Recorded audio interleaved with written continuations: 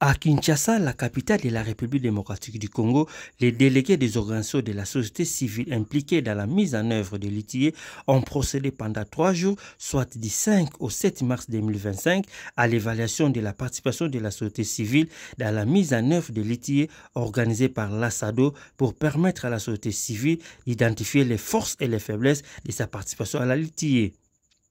Pour le coordonnateur national de la SADO et de la coalition Publiez ce que vous payez, Jean-Claude Katende a indiqué que la République démocratique du Congo a publié depuis le 30 décembre 2024 son 13e rapport ITIE portant sur l'exercice 2022 conformément à la norme ITIE 2023.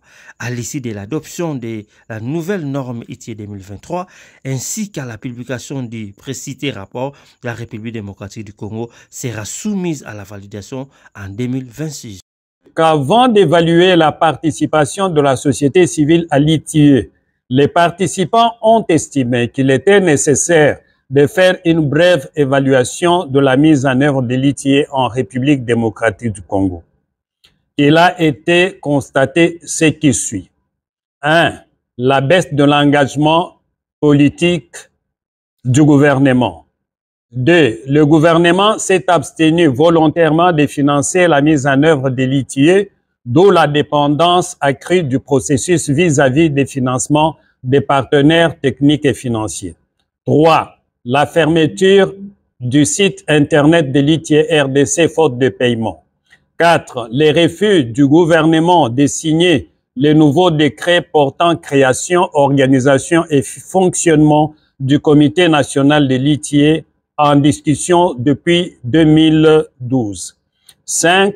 Le secrétariat technique est mis dans les conditions telles qu'il ne peut plus assurer ses missions au quotidien.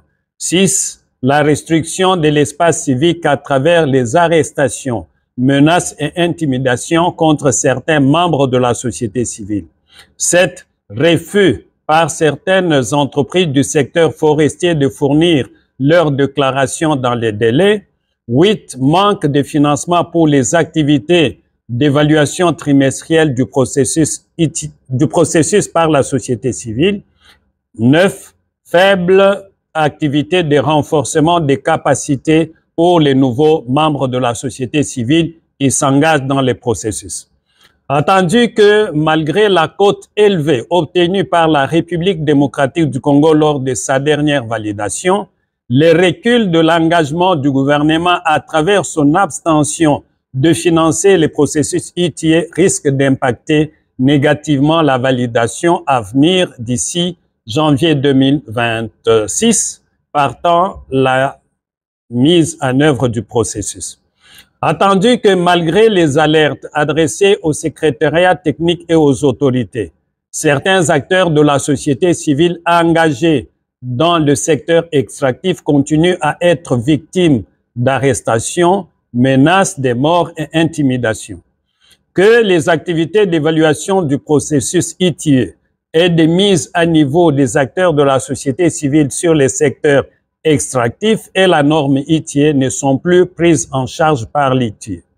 Attendu que la demande des rétrocommissions exigée par les agents de certaines ONG internationales basées en République démocratique du Congo devient un obstacle à l'accès des organisations locales au financement. Attendu que les désengagements du gouvernement et le non-respect du protocole de la participation de la société civile à l'ITIE constituent une atteinte grave à la mise en œuvre de l'ITIE. Attendu que si les recommandations ci-dessus ne sont pas prises en compte, la société civile va engager de larges consultations pour suspendre sa participation au processus. Recommandons à la Première ministre de 1. Prendre des dispositions urgentes pour que les moyens financiers soient mis à la disposition du comité exécutif de l'ITIE RDC. 2. De signer le décret portant création, organisation et fonctionnement du comité national de l'ITIE RDC. 3. De s'assurer que les ministres ne sont pas représentés par leurs conseillers aux réunions du comité exécutif de l'ITIE RDC.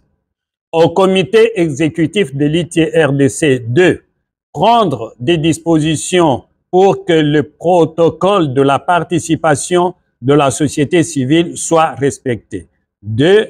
Faire cesser toute entrave à la participation des acteurs de la société civile à l'ITIE. 3. S'assurer que les acteurs de la société civile bénéficient des formations nécessaires pour faciliter leur participation pleine, active et efficace à l'ITIE, fait à Kinshasa le 7 mars 2025, participants.